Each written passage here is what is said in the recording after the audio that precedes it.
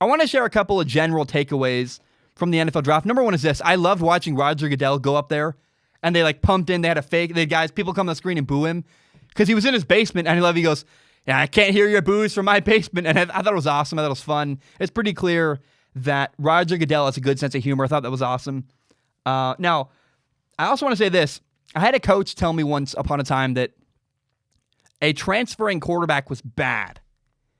Now, he was a hypocrite because his starting quarterback was actually a quarterback who had transferred into his school and was on his third college. So clearly that guy was an idiot. If he hated transfer quarterbacks, but also his starting quarterback was a transfer quarterback, he's a total hypocrite.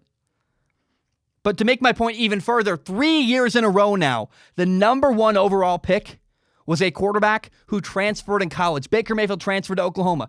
Kyler Murray transferred to Oklahoma. Joe Burrow transferred to LSU.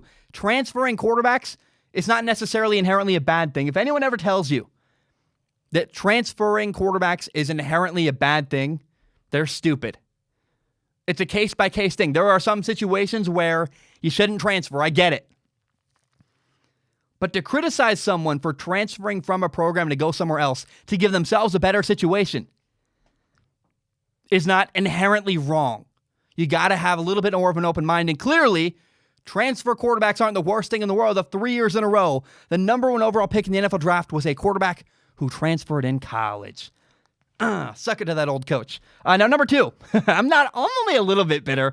The New Orleans Saints and the Buccaneers both got offensive linemen for their future Hall of Fame quarterbacks. The Buccaneers got Tristan Wirfs to help Tom Brady, and the Saints picked Cesar Ruiz to help Drew Brees. And it's never been more apparent than right now today that the NFL is a passing league and running back value is at an all-time low. Derrick Henry, the guy who led the NFL last year in rushing, dominated for the Tennessee Titans. He didn't get a new contract this offseason. He was up for a new contract, and his team franchise tagged him. He's only 26. Rather than paying him, they franchise tagged him. And he's very recently 26. He's not going to be 27 next year. He'll be 26 going into next year.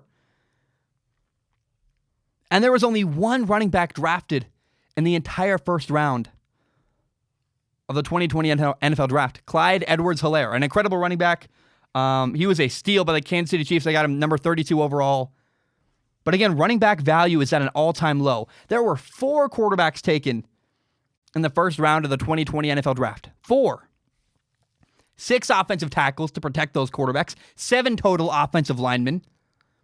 There were 6 receivers drafted to catch passes. And 6 corners drafted to stop those receivers from catching the ball. Again, running back value is at an all-time low. And the other takeaway from last night is that finally, NFL teams are realizing how important it is to draft offensive linemen to protect your quarterback. Oh, by the way, except for the Seattle Seahawks, they drafted some linebacker who's had injury problems. Russell Wilson still needs help on the offensive line. But tackle after tackle after tackle. NFL teams took 6 offensive tackles last night, 7 total offensive linemen in the first round. That's a statement. I love that. Now, another thing I want to talk about. I talked about how Roger Goodell didn't get booed. I want to just say I think it's interesting that Roger Goodell, they had that moment where they booed him, but Roger Goodell's not a terrible commissioner. He did a pretty good job last night. He's not meant to be. His job is to protect billionaires. He's an attorney, basically. His job is not to be a personality that's public-facing. So Roger Goodell, I think, does a pretty good job. Rob Manfred, the commissioner of baseball, is like 1,000 times worse. The stuff he let the Astros get away with is ridiculous. And then, the other thing I want to talk about, there weren't any technical errors. Not really. I mean, I'm sure there was a glitch or two. I didn't really notice any big ones. And I want to just give a lot of credit to the people who made the show happen. The NFL Draft was a phenomenal thing to watch. And the production crew that made it happen, well done.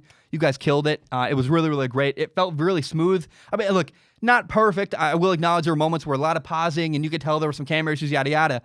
But overall, the way we were sold that the NFL Draft was going to have all these problems technologically, it just was false. They figured it out. They were great. It was a good production. And if nothing else, it really, all those rumors that the NFL Draft was going to have problems, it lowered our expectations. And the NFL met them and then exceeded them pretty easily. So good job by everybody who put on the ESPN, NFL Network, the NFL as a whole. Did a great job making the NFL draft happen, and it was phenomenal. In case you don't know, Strong Opinion Sports is not just a YouTube channel.